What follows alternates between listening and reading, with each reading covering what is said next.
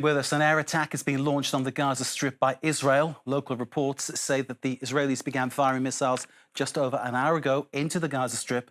On the ground, it's been confirmed the area around a hospital in the north of Gaza is being targeted. At least 3 airstrikes have been carried out, according to Israeli sources. This includes hits on Gaza City. Prime Minister Benjamin Netanyahu gave the order. He called for powerful strikes to be launched. Netanyahu said it was in response to the latest handover of a dead Israeli hostage by Hamas. The remains handed over last night appear to belong to a hostage taken 2 years ago. Part of his corpse was already in Israeli hands. The ceasefire called on October the 10th is tied to the handover of all Israeli hostages still held in Gaza by Hamas and related groups. Hamas has said it's impossible at the moment to locate the 12 remaining dead bodies because of the extent of the damage caused by Israeli bombing.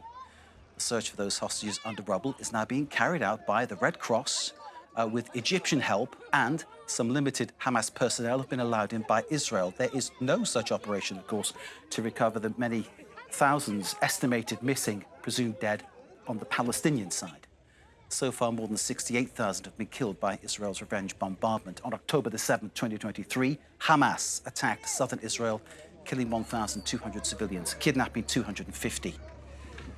And Benjamin Netanyahu gave another reason for ordering these powerful strikes, as he called them, the death of Israeli soldiers in Gaza. Now, while this is factual, again, it doesn't acknowledge that Israel's military has killed as many as 93 Palestinians since the truce was called on October the 10th.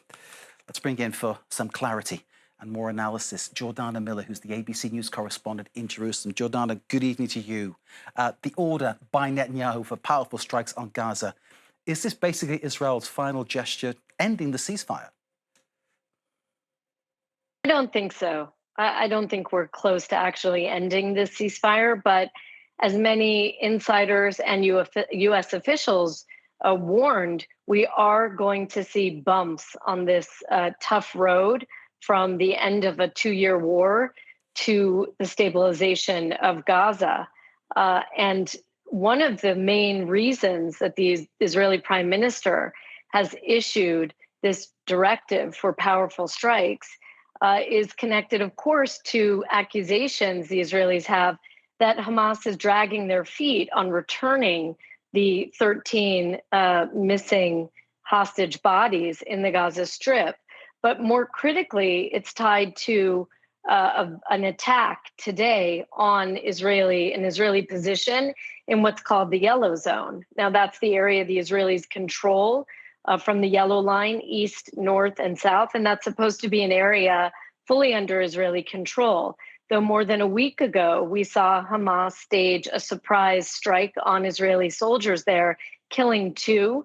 That set off the first major flare-up or bump in this ceasefire. And now, today, another attack this afternoon has seemed to have set off this second round of airstrikes. We're still waiting to hear from the Israelis, but it is very likely that soldiers were killed in the attack today. Otherwise, I don't think we would be seeing the intensity of the strikes that are coming, first reported in central Gaza and in Gaza City, and they're likely to continue for some time.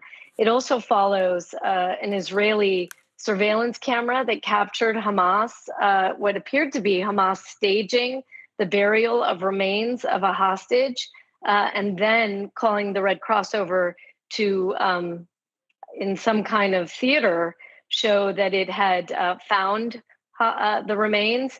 Those remains, as you know, were not positively matched to any of the 13 Israeli hostages that remain in Gaza. Instead, they were matched to an Israeli that was returned almost 2 years ago. By the way, this is not the second remains of this soldier, but this civilian actually, but the third.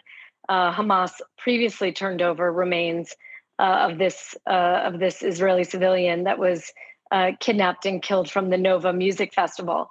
The Israelis believe that Hamas is trying to draw out phase 1 of this deal. And despite their claims that they don't know where the bodies are, the Israelis have been very clear that they've given the intelligence both to the Americans, to the CIA, to the Egyptian Egypt's head of intelligence, to the Turks, right? And so they see this as a kind of stunt. And I think Hamas is, if we are to believe the video of this kind of staging, it certainly throws a question over Hamas's claims that they don't know where any bodies are. Jordana Miller in Jerusalem, thank you very much indeed for that.